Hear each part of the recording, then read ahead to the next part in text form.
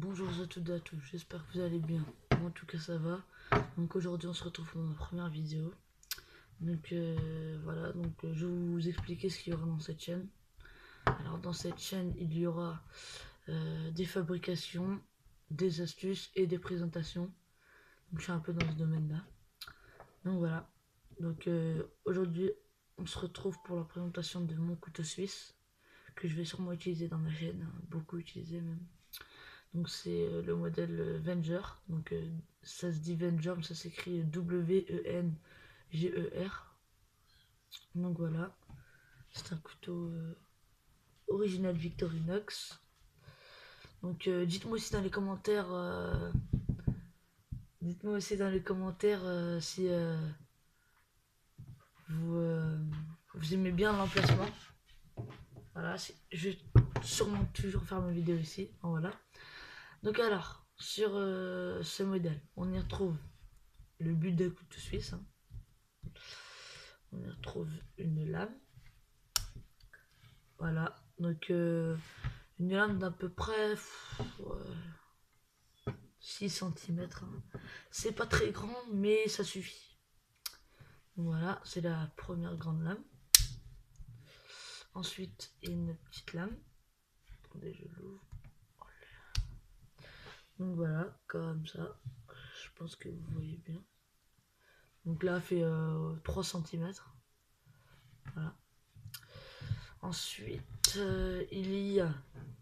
Alors, je vais vous dire tout de suite. Parce que là, il y a en fait, sur un, ça s'appelle un couteau. Même si c'est pas un couteau, ça coupe pas, ça s'appelle un couteau. Sur un multifonction, il y a l'ouvre-boîte. Non, le décapsuleur plutôt. Le décapsuleur et un tournevis plat. Sauf que moi, j'ai fait une modification sur celui-là. Donc, je sais pas si vous verrez, mais c'est un peu creux. C'est pour pouvoir tailler dans le bois, par exemple pour faire une cuillère, pour faire le... Voilà quoi. Je pense que vous avez compris. Ensuite, j'ai l'ouvre-boîte. Voilà, l'ouvre-boîte, hein, vous voyez bien.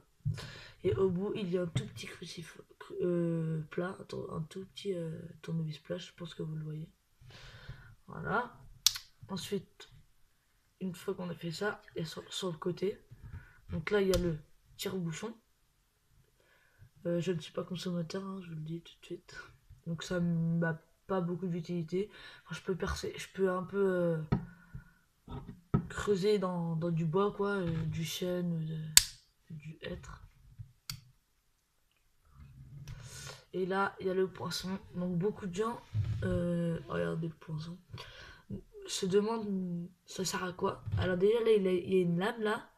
Là, il y a une lame qui va pas jusqu'en bas, mais il y a une lame d'à peu près 2 cm, 2 cm 5. Et il y a un trou en plein milieu de la lame. Je pense que vous le verrez. Excusez-moi. Et dans ce trou là, et ben, ça sert à attacher une ficelle et à creuser dans le bois et faire passer la ficelle de l'autre côté pour pouvoir faire un nœud ou je sais pas si vous voyez ce que je veux dire. Attends, je vais vous expliquer à peu près. Vous avez par exemple, imaginons, ça c'est du bois. Avec le poinçon, je mets le poinçon sur le bois, je tourne, je tourne, je tourne. D'abord, j'ai accroché ma ficelle hein, dans le trou. Je tourne, je tourne, je tourne. Ensuite, une fois que ça dépasse, j'attrape ma ficelle. Genre, je défais le nœud et hop, je peux enlever. Et voilà, et là, je peux attacher ma ficelle comme ça. Je pense que vous avez compris. Si vous n'avez pas compris, dites-le moi dans les commentaires et je vous enverrai un message privé. Ou alors, je mettrai une réponse dans les commentaires. Hein. Donc voilà, donc c'était tout pour ce couteau suisse. Je voulais aussi dire qu'il est léger, il est transportable. Pardon, excusez-moi.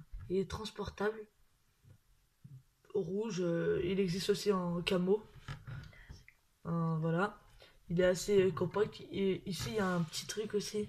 Il y a une petite vrille pour pouvoir accrocher de la paracorde, une ficelle. Moi, je le mets pas parce que ça me gêne. Hein.